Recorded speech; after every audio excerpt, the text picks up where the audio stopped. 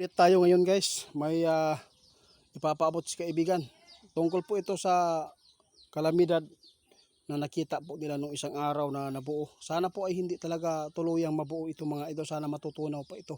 Dahil medyo delikado po talaga ang nakita ng ating kaibigan dito sa kuna. Nagbabala si kaibigan ha. Yung mga malapit sa sapa, landslide area, kung sino man makapanood sa atin, kayo na lang bahala humusga at kung i-share man ninyo ito para po alerto po ang iba, no? Sana po mayroon mag-share. Kaya kaibigan, kumusta po, ano po pang update natin po ngayon tungkol sa nabuo na kalamidad? Ano po bang nakikita ninyo? Natutunaw na ba o ha? Naku po mga idol, ito po ang sabi ng ating kaibigan. Hindi talaga tayo pwedeng magkampanti. Kaya lagi po tayong mag-ready. Kaya nagbabala si kaibigan ha, sa bare month na buwan, mag-ingat kayo. Mga idol, tandaan po ninyo, kapag mayroon pong papasok na bagyo ngayong sa susunod na buwan, ha, yung hindi pa nakaabot sa bare month ha, na buwan, kapag mayroon pong mga bagyo na makapasok sa atin dito sa ating bansa ngayong June, May, no, July, August, yun po ang palatandaan daw na talagang mas matindi po ang mangyayari sa bare month.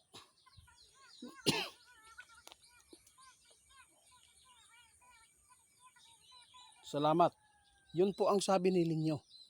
Tandaan daw ninyo mga idol, kapag mayroon pong bagyo na makapasok po sa hindi pa bare month ngayong buwan na to o ngayong taon na to, ibig sabihin nito maghanda na kayo sa bare month talaga.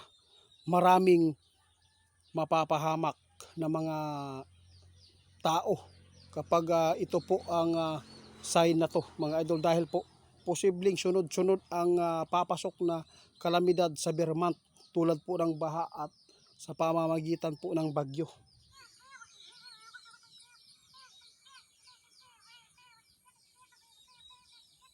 Yun, sabi ni... Oo, totoo yan. Sabi ng ating kaibigan mga idol ha, alam po ninyo guys, binigyan tayo ng advice ni kaibigan para po mapansin natin ang nangyayari noong 2025, kung ano po ang nangyayari sa mga lugar na naaabot ng baha mula ng bumagyo. Kaya sa ngayon, kung mayroon daw bagyo na mangyayari ngayong taon na to na hindi pa makarating sa hindi pa bare month, ibig sabihin nito mga idol, mga sign ito na maraming madadaanan natin na mga pagsubok tulad po ng bagyo.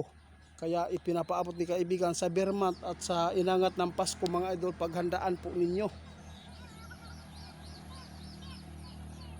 Oo nga, alam po ninyo, ang bagyo, isa din po ito sa delikado sa paglaki sa tubig.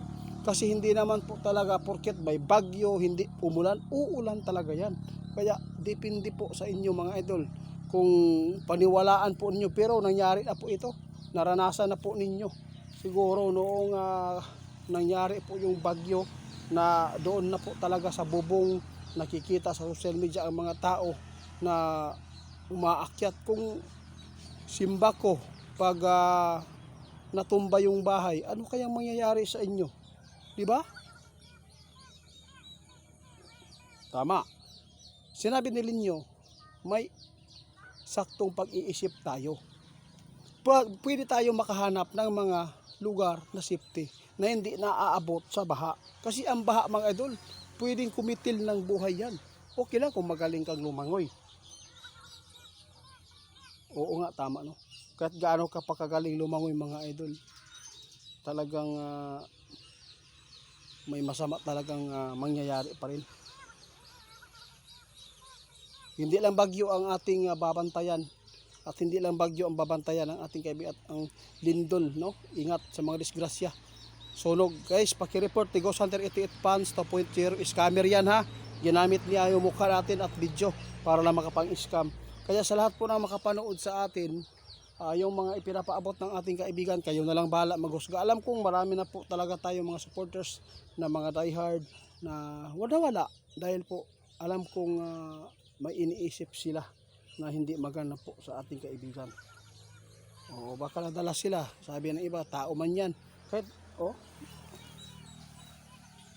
sige po kaibigan. Tanawan nyo guys, wala.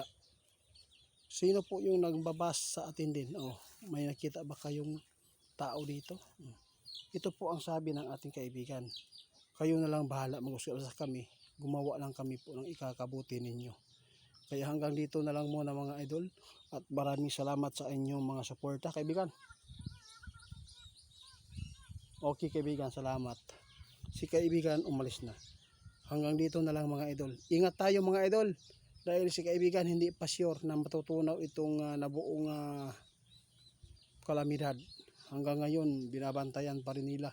Lalo na nung isang araw may paggalaw po 2 beses sa ilalim ng lupa. Ibig sabihin nito may makaranas talaga ng lindol dito sa mundo natin. Kaya mag-ingat-ingat na lang lagi tayo.